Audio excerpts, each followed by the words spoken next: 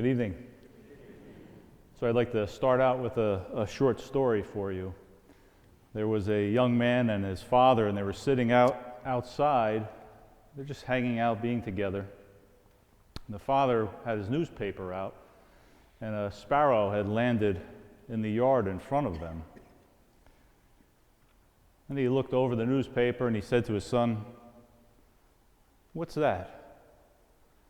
And his son said, "Dad, it's a sparrow." So he went back to reading the newspaper, and a few minutes later, again, he looked over. The sparrow was in the bird bath. He said, "Son, what is that?" And the son said, "Dad, it's a sparrow." Sure enough, again and again and again, the father said, "Son, what is that?" Finally, the son said, "Dad, it's a sparrow." With that, the father put his newspaper down, he went into the house, and he came out with his journal. And he sat down and he opened up to an entry, and he began reading to his son. "Dear Journal, on this day, my 3-year-old son and I were hanging out in the backyard, and he proceeded to ask me 21 times what the sparrow was that was in the backyard.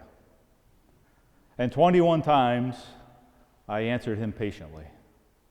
And when he was done asking, I gave him a kiss on the head, and we continued on." So I'm sure many of us in the church today can relate to that story, probably on both sides, right? As far as being a parent and having a young one that's inquisitive and curious, having a lot of questions, and we have that patience. And then, of course, when we're younger and we're curious, we have no regard for mom or dad and the time and everything. We just want what we want, and we want it now. Right now, I have 2 teenagers, so I'm kind of praying for patience, so please pray for me.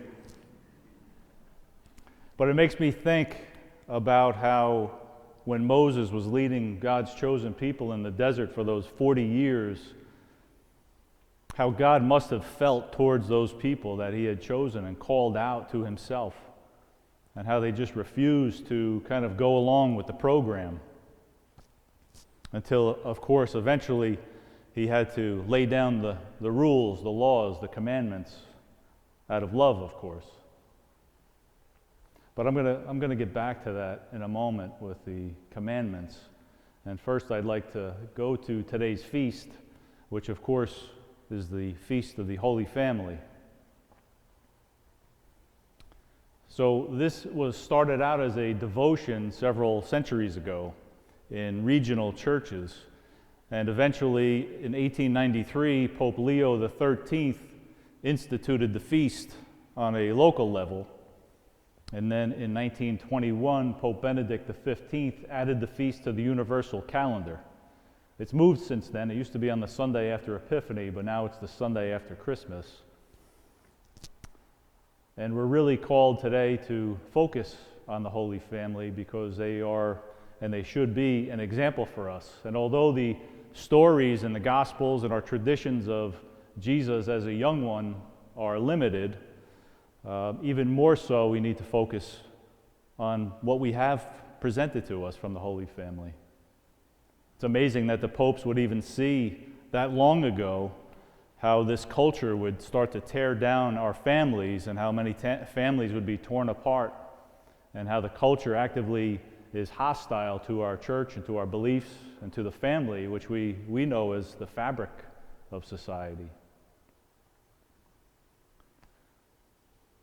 So getting back to the commandments, obviously we listened in the first reading from Sirach.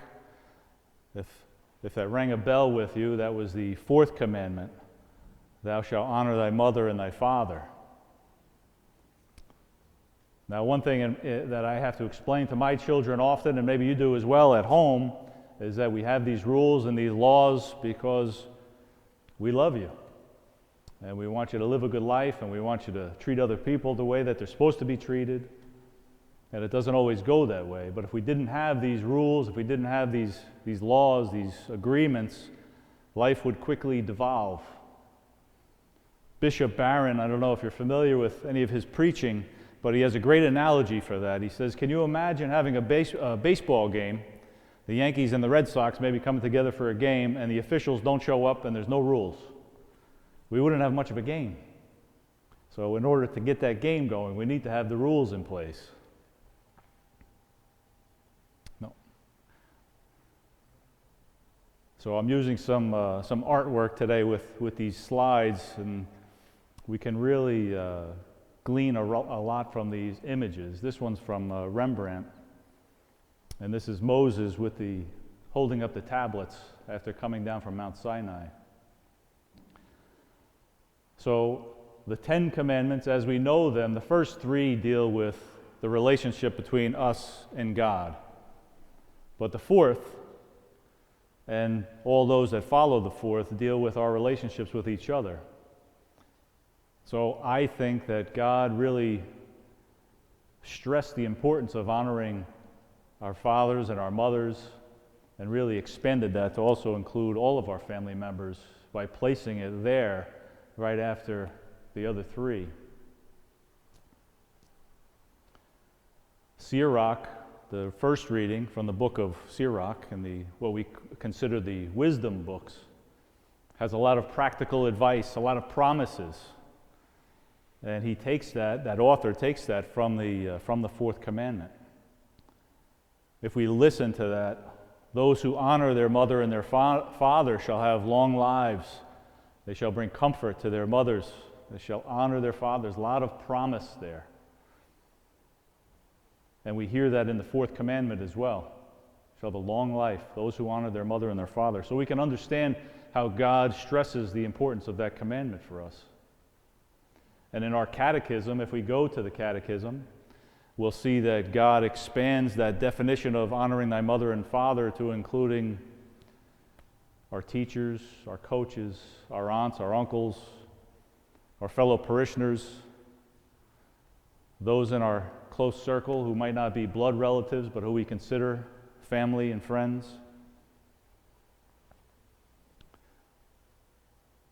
So we have to think about how God places a stress on how important this Holy Family is for us as an example to follow. Okay.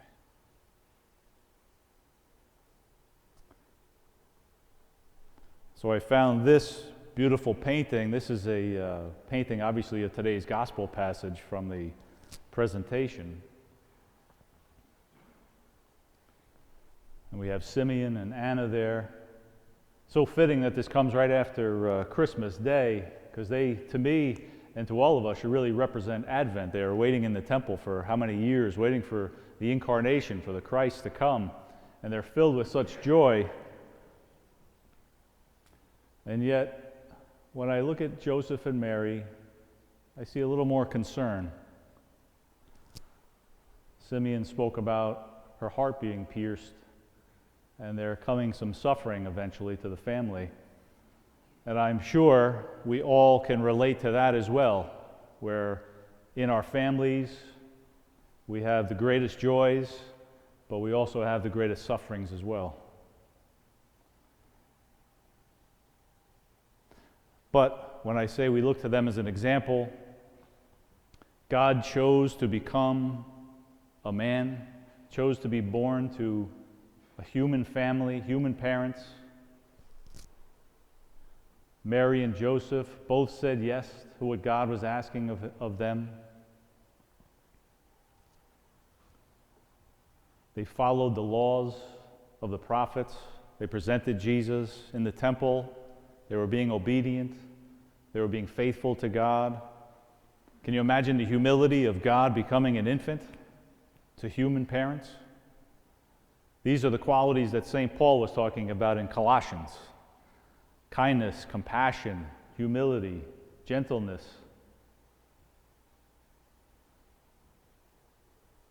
I know these words, we throw them around very loosely and easily, but how often might we catch ourselves when we're dealing with our kids or our siblings or our parents, and we're not acting like that?